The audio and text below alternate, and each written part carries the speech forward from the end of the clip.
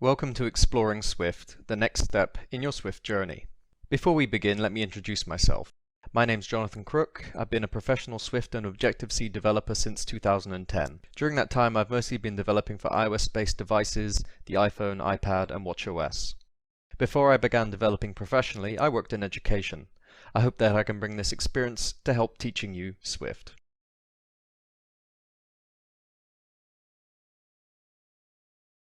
Now that you know the basics of Swift and some of its most attractive features, the focus of Exploring Swift will be to broaden out to the ecosystem surrounding the core of the Swift language itself. We'll start by properly exploring and understanding the role of the Swift standard library. We'll also start to teach an understanding of how the standard library and the core Swift language actually work. This will really level up your skills. In tandem with this, we'll start working properly with Apple's Foundation framework. This high-level framework contains many of the tools you'll need to tackle common modern application tasks, such as file management, serializing and deserializing data, working with common data types such as dates and URLs, and performing networking requests. By the end of this section, you'll be able to write command line tools that access and process data from disk or from the network. We'll mostly be working in Xcode playgrounds throughout this course. However, towards the end we'll start using Xcode properly, creating your first full projects, and exploring Xcode's debugger.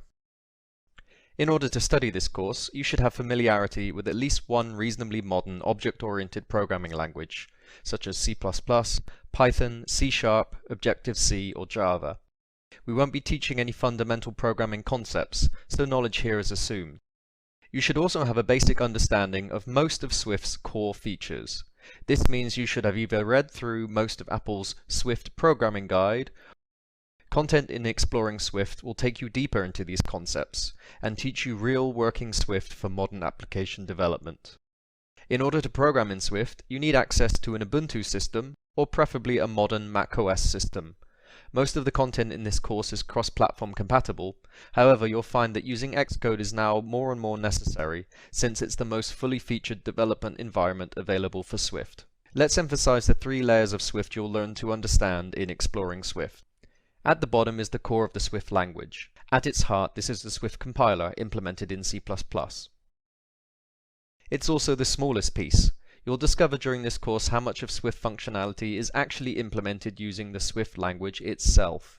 The next and much more interesting layer is the Swift standard library. In fact, you've probably already been using it. In this course, we'll learn to appreciate how it's implemented and how it really works. You'll gain a lot of understanding of Swift by studying the standard library. The final piece is Apple's Foundation framework. Apple have open sourced Foundation and rewritten much of it in Swift. Foundation itself is a very large topic and there's a lot to learn, more than we can cover in a course. Instead, we'll be focusing on giving you enough knowledge to start working with Foundation and some of its essential highlights. Apple's Worldwide Developer Conference was held in June 2017, and the first beta versions of the next version of the Xcode developer tools are already available in beta form. Please check the current status at Apple's developer website at developer.apple.com. It's possible that by the time you study this course, the final version of Xcode 9 will be available, in which case you can download it from the Mac App Store as usual. Xcode 9 also includes Swift 4. Whilst this new version is not as radical a change as version 3, there are some changes and new features. We'll start working with Swift 4 already to make sure you're up to date for its release later in 2017. If you're working on Ubuntu, you'll find versions of Swift 4 that you can download from the swift.org website using the link swift.org/download. Before we begin exploring Swift, let's show a few tips about accessing the Swift standard library, both locally as part of an Xcode installation and using Apple's online resources. There are three methods you can use to access the standard library. The first is via Xcode's documentation feature. This is generally the first place you should look when investigating new APIs. The documentation browser is very friendly and makes use of hyperlinks between content.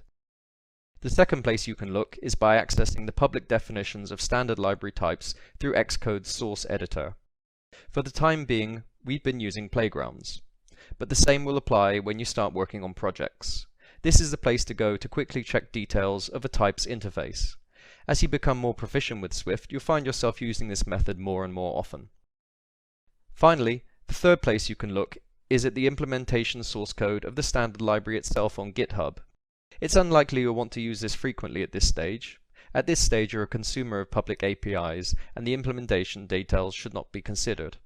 However, by browsing this repository, you can learn a lot about top-level Swift from Apple's Swift team and open source contributors. Now let's look at the same information sources for Foundation. We briefly used the import statement at the end of my last course, Swift Mastering the Core Concepts. This is your entry point to actually using Foundation types and functions in your code. The import statement makes a framework available. Once the framework is imported, you can use the same jump to definition method to access the public definitions of Foundation. As before, however, the primary source of information should usually be Xcode documentation. Finally, the open source cross-platform implementation of Foundation is available on GitHub. Here you can find the framework's actual source code. So I hope you're looking forward to taking your Swift journey to the next level. In our first section, we'll start our exploration of the Foundation framework by learning about its native date and time types.